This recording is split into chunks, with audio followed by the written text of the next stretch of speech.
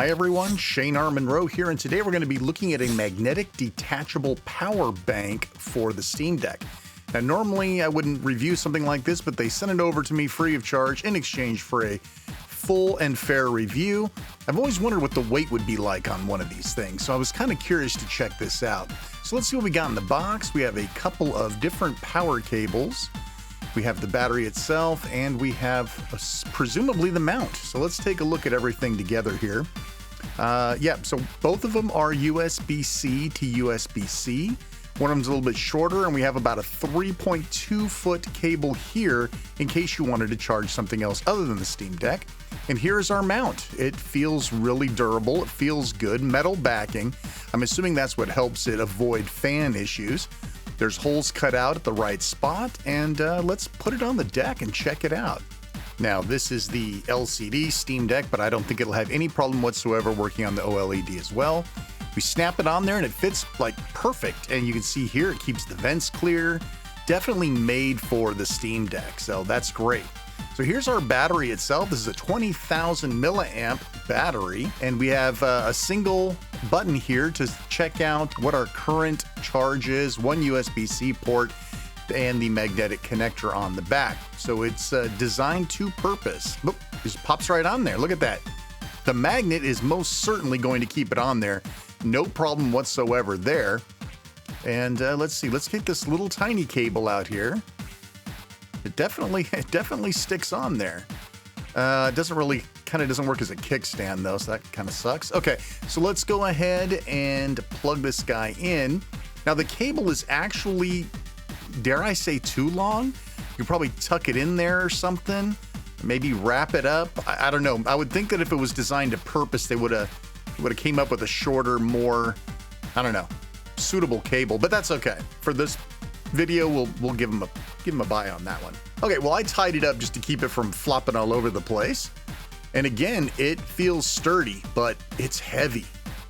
Next up, we are going to go ahead and do our multimeter test here. Let's see exactly how much juice this guy's putting out.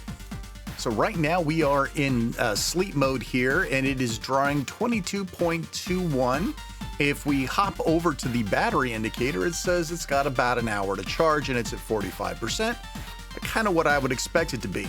Now let's put it under load and see how much power this guy will deliver. So while we're playing the demo mode here in Next Machina, we're going to see that it's drawing a nice chunk of power. It's drawing 37, almost 38 watts, which is great. I mean, this is a pretty heavy load game, even though it doesn't look like it. 37.7. Okay, it's getting up there a little bit more depending on which area it is. Now, let's unplug it and plug in the actual Steam Deck adapter, and let's see what we get. Yeah, I know my electrical tape needs some trimming there.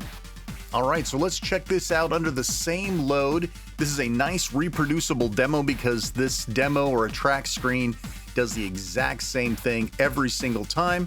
And you can see, yeah, it's within a watt, but it does put out a little bit more power than the battery pack does. Not much though, negligible, I would say, within spec.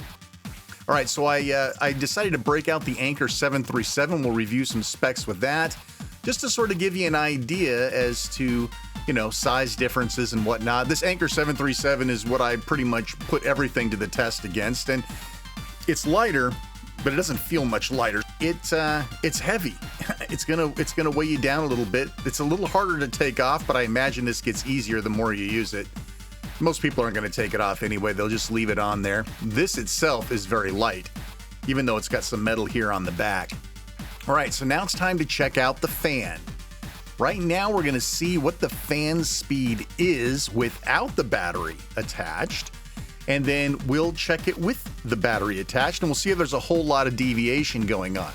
As you can see, the fan is about 34. Okay, it's going up 37, 37, 36, 38. So it's somewhere in the high 30. Oh, it kicked over to 4,000. Little heavy action there. 4,000, 4,100. Okay, yeah. I mean, 4,300. So what we're looking for here is that the battery doesn't interfere with the fan speed, right? The last thing you want to do is have the battery on the back and have it somehow suppressing the fan or slowing it down or doing something terrible to it, so you're not getting the proper cooling. Next up, we're going to go ahead and attach it, and we're going to watch the fan again. You can see here it's looking fine. In fact, maybe it's running a little fast, but maybe that's just could be my imagination.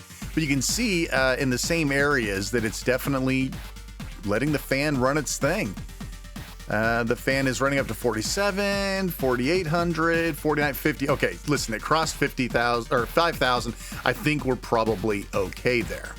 Our next test is parallel play. That is, you've got a full Steam Deck, you've got an external battery. How many hours will the extra battery give you before you start draining the Steam Deck's power? So what we're gonna do is we're gonna let this guy sit and suckle this battery for as long as it takes. Could be 2-3 hours. We're gonna let it sit here and chew, and I'm gonna keep an eye on the battery, and when it's fully depleted and it starts to take away from the Steam Deck's battery, that's how much additional parallel play time. Let's take a look at the statistics. Parallel play time, the amount of time if you are 100% full on your deck. Plugging this in at 100% will grant you 2 hours and 15 minutes more play time. The deck charge is about 1.5 charges until the battery will need to be recharged. When you do need to recharge, it'll take about 2.5 hours to do so. And of course, the weight is considerably lighter, 460 grams versus 638 grams. Fortunately, you're not strapping that anchor to the back of the Steam Deck. All right, let's take a look at the good, the bad, and the ugly. The good, of course, is it's competitively priced with competitive features. It's got good parallel play, there's no fan issues, and of course, it's actually made for the Steam Deck, so it's 45 watts, PD 3.0, all the things that you would want and expect from a power bank designed for this system. Moving on to the bad side. The bad side, of course, this is not for docks. It's 45 watts. So if you have a dock that's going to need 5 to 15 watts, you're going to have problems getting a parallel play and charge type scenario with heavy lifting type games. It only has a single port. So if for some reason you wanted to share this with your cell phone or another device while you're using it, that's not possible. The charging LEDs seem to be a little sus. I don't know. It was very difficult to get a read on them. I watched it go from 75 to 100% full like in 2 seconds. Not sure that works out. And there's a missed opportunity here. There's no kickstand, and there probably should be in order to have this as a tabletop type device. This would be perfect for the airplane. You set it up there on the drink tray and you're good to go. That, of course, brings us to the ugly. The thing's just too heavy. It's too heavy to hold for long periods of time. I don't care how thick your forearm muscles are. Popeye would have problems holding this thing for any length of time.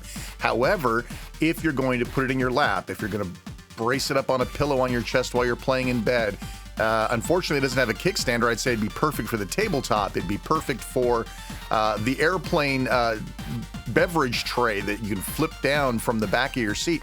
I think it would be great for a lot of those, and I think that there is an audience for this device.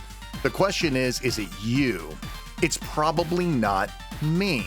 It's always nice to have a competitive marketplace here with lots of options and selections, and it's great that this guy doesn't have any sort of fan issues, and I like the fact that it was made for the Steam Deck. But is it going to be for me? I don't think so. I'll use it as an extra battery around the house, but it probably will never get stuck to the back of my Steam Deck. I think that'll wrap it up, folks. If you like what you saw, as usual, like, subscribe, hit the bell, leave a comment. Good or bad, I look at them all. Thanks so much for watching. I'm Shane R. Monroe. Until next time, take care, everybody.